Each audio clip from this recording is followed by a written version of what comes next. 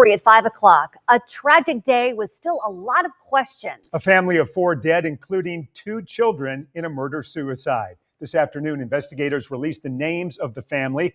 They say 44-year-old Kenny Smith shot and killed his wife, 41-year-old Larrica, and his children, 15-year-old Kristian and 11-year-old Kensley, before turning the gun on himself. On August 14th, 2025, in the peaceful community of Daphne, Alabama, a tragedy unfolded. The Smith family, Kenneth, Larrica, Kristian, and Kensley, were found fatally shot in their home in what authorities believe was a murder-suicide. Law enforcement responded to a welfare check around 3:20 a.m. Neighbors reported no warning. Inside the home on Sable Court, deputies discovered the bodies. Kenneth O'Neil Smith Jr., 44, is suspected of killing his wife, Larrica Gaines Smith, 41, and their 2 children, ages 15 and 11, before turning the gun on himself. A handgun was recovered at the scene. The community is in mourning. Neighbors and former colleagues describe the family as caring and close-knit, a real-life American family. A local real estate friend recalled, "She was so sweet. You'd never expect something like this." Since the incident, schools in Baldwin County came together, pink for Ken, purple for Larrica, blue for Kristian, to honor their memory.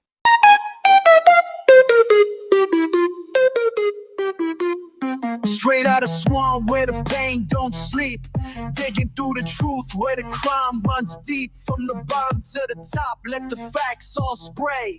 Welcome to the grind, this crime the Eway. The streets don't lie, they scream my name.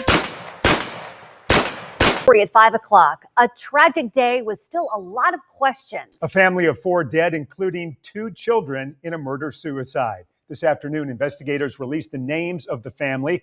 They say 44-year-old Kenny Smith shot and killed his wife, 41-year-old Larrica, and his children, 15-year-old Kristian and 11-year-old Kensley, before turning the gun on himself. WKRG News 5's Debbie Williams has been on this story since it broke early this morning. And Debbie, the investigation now turns to answering the question of how this could happen. Crime scene tape surrounds the Smith home on Sable Court. Looking over there now, it's surreal. Investigators moving in and out of the house with bags of evidence that may contain clues to what they believe is a murder-suicide. I don't understand how this could happen. It looks like there might have been some type of domestic issue that obviously escalated to this. Deputies were called to the home well before the sun rose. When no one answered the door, they forced their way inside and found the Smith family, a father, mother, and 2 children, dead from gunshot wounds. Family was salt of the earth, most fun-loving family. It's just a very, very tragic feeling. To say I'm in shock, yes, I'm still in shock. Kenny's always outside waving at everybody as we go by there. Her kids are always playing outside. I mean, just the sweetest, most well-behaved kids. The Smith family had been part of this community for 20 years or more, just celebrating their wedding anniversary 2 weeks ago. Neighbor Matt Russell says the neighborhood is like a family, and now a big part of it is gone. You can't do anything anymore, you can't help them, and that's a difficult feeling. So now the investigation well underway. Autopsies are being conducted. A handgun was recovered from the house, but the healing may take longer than any investigation. Well, Cameron, right now we did take a few steps ahead of this memorial right outside this home. Someone is actually right there putting flowers down in honor of this family. I'm going to take a step aside and get Hayden to zoom in just a little bit. There's flowers. There is a balloon out there that says "Miss You." There's a football that was signed, teddy bears out there, candles, just a lot of stuff to honor the Smith family. Now, these are the 3 victims that you see on your screen: 41-year-old Larrica Gaines Smith, 15-year-old Kristian Smith, and 11-year-old Kensley Smith. The Baldwin County Sheriff's investigators believe Kenneth Smith Jr. shot and killed his wife and 2 children then shot himself.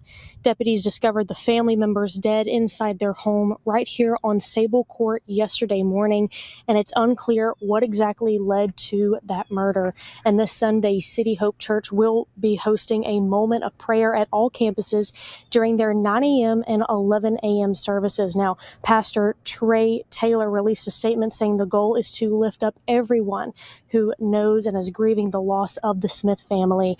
Now, the church is also offering counseling to anyone who is needing this. And tonight, right here again on Sable Court, there's going to be a prayer vigil from 8 to 9, and everyone is welcome. Goodbye. As family and friends face the unimaginable today, laying a slain mother and her 2 children to rest in Bay Minette. Hundreds packed First Baptist Church for a celebration of life, remembering Larrica Gaines Smith, 15-year-old Kristian, and 11-year-old Kensley. Our Shelby Myers was outside the church during the funeral. Shelby, I can only imagine how emotional that day was. Yeah, it really has been an emotional day, Lenise and Cameron. This tragedy has shaken the entire community. I'm talking classmates, teachers, co-workers, law enforcement, friends, and especially family, all hurting after saying goodbye much too soon.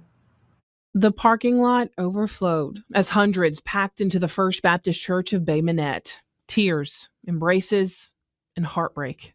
It's something you don't ever want to see, you don't want to ever experience. Gone too soon. Larrica Gaines Smith, her 15-year-old son, Kristian, and 11-year-old daughter, Kensley. Baldwin County deputies say the 3 were killed inside their Daphne home last week. Investigators say Kenneth Smith Jr. shot and killed his wife and 2 children before taking his own life. It's hard to see people like this and see that the family is going through what they're going through because of the situation.